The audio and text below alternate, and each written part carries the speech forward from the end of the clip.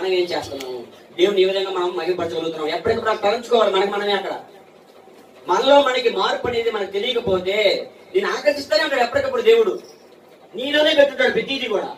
మంచి చెడు నీ దగ్గరే పెట్టుంటాడు. కానీ నువ్వేం చేస్తున్నావు, మంచిని పక్కన పెట్టి చెడునే తలకెక్కించుకొని నీ మాటల ద్వారా, నీ చేష్టల ద్వారా, నీ క్రియల ద్వారా నువ్వు వ్యర్థమైపోవడమే కాకుండా పక్కన వాళ్ళని కూడా వ్యర్థపరిచేస్తున్నావు.